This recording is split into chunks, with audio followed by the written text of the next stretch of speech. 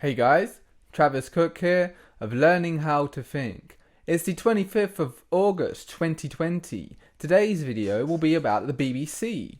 Now, I had been considering doing a video about defunding the BBC for a while now, but today just seemed like the perfect moment given what was just absolute shambles that happened when the BBC tried to censor part of the Britannia, specifically the part with the word slaves, even if it was used in a positive sense, saying the English will never be slaves.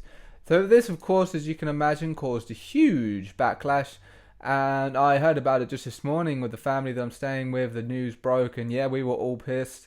It was very interesting to watch their reactions. So this is clearly a big deal for people, and it's just the woke agenda mentality gone way too far, just insane. Like, what are you even trying to accomplish? So this could all just be a distraction. It's that ridiculous, but for now we'll give it some attention because I think it was great how quickly this woke attempt at trying to censor the British history just failed. It absolutely collapsed very, very quickly, which is good, which may also be another indicator of it was set up. But for now, I'm kind of happy with this. Even Boris actually stepped up to the plate and said something about it, which is good. The BBC itself, I lost trust for the BBC many years ago, but some people, still believe in the BBC a lot, but thankfully that seems to be, the trend is shifting. More people are losing faith for the BBC. They're starting to go against it, defund the BBC, because they don't agree with what they're posting, they don't like what they're doing, they might just hate the country instead of actually being a part of supporting and helping the country. And when you look at people like Bill Gates, who just so happens to also fund part of the BBC, like, why would Bill Gates, through the Bill and Melinda Gates Foundation, pump in a couple of million every year for the BBC? Why? What do you think he gets out of that? Do you think he does it just out of the generosity of his heart? Bill Gates? Bill Satan? The vaccine empire creator who just has a heart of gold, right? I mean, he makes billions off of vaccines, but he must care for people, right? Because he's just this great guy. Look at all the money he gives to charity. Oh, but wait, those charities, they spend money on vaccines that he has the patent on. Okay, anyway, before we get too into Bill Gates, we'll keep on the BBC. So even my account had got blocked on the BBC comments section. I had got into a bit of a battle, I guess. I was posting anti-vaccination, anti-Bill Gates stuff, and they didn't like that one bit. So I got banned. I'm noticing as well, there's a lot less comments on the articles nowadays. In fact, I haven't been checking the BBC much at all recently, but I haven't seen many articles with comments at all. So I don't know if anyone who's a bit more of an avid reader of the BBC can let me know that they have recently stopped the comments or drastically reduced them. And also, check out this really amazing comment from Mrs. Non-PC. I'll just do one comment today. We, the licence payers, should not be funding the BBC when it is repeatedly demonstrated it has become a political organisation. This practice has to stop, and it has to stop now. And that has 13,163 upvotes to 180 downvotes. The most I've ever seen on a comment on the Daily Mail. So that's another reason to avoid the BBC. They see where they get some of their funding. But now they're starting to lose funding from the public. The people are starting to wake up and they're like, nah, I'm not going to give you money anymore. I'm going to cancel my TV license.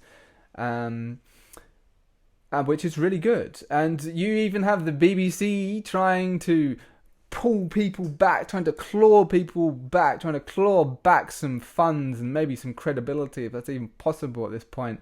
So they hired 800, or they're going to hire 800 people to quell the pensioner revolt, which has taken place. This is where the older folks are just starting to say, fuck off, BBC, I'm going to take away my funding for you. And there was even a poll showing how many people would support this movement, and it has huge support, which is really good. We have a small piece of. So this is what Boris has said about the Britannia specifically being censored. Let's take a look at what he has to say. I want to say one more thing. I'm going to say one more thing because I was going to tweet about this. But I just want to say that, and they're trying to restrain me from saying this, but if it is correct, which I cannot believe that it really is, but if it is correct that the BBC is saying that they will not sing the words of Land of Hope and Glory and Rule Britannia as they traditionally do at the end of last night of the proms, I think it's time we stopped our cringing embarrassment about our history, about our traditions and about our culture, and we stop this general bout of self-recrimination and wetness. I wanted to get that off my chest. That was going to be one of my questions. Good. Well done. Thank you. Very much. Yeah, so it's actually, that's a good thing for the you'd expect the Prime Minister, the leader of the country, supposedly, to stand up for this kind of stuff. So it could all just be, we've got to look at what else is happening in the world right now, what is happening today in the next couple of days that they may have wanted to distract everybody from. Is this to distract from, again, the fact that the COVID agenda is still rolling out, or is it the migrant crisis, or is it, so what's going on here? Because this was, it's almost just too much of a peach of a thing to happen. But maybe it's just gotten this, this simple, this ridiculous, this obvious now, and it's that easy to crush. Who knows? It's interesting. So yeah, I personally, I detest the BBC. I think they do more to demoralise and scare the British public rather than inform and educate the British public like they should do as being the BBC, the British Broadcasting Corporation. But they're not. They are essentially an arm of the government with its own agenda, very, very political. Although there are some parts, the BBC music they do, but I guess it's the taxpayer themselves. There are good parts of the BBC, I think, like the music side of things and how they promote music, like the BBC Radio 1 Extra and stuff like that. I'm not sure if that's even around anymore, but I remember that being a good, some good sources of music. So it's not all bad, and there's definitely a lot of great people putting some great energy into this kind of stuff, but yeah, I think upper management has been heavily corrupted by the World Health Organization, the BBC, the Bill and Melinda Gates Foundation, and the CCP. I would almost go as far to say that part of the BBC has been corrupted by the CCP, because essentially Bill Gates, the World Health Organization, and the CCP are all kind of like the same thing when it comes to health.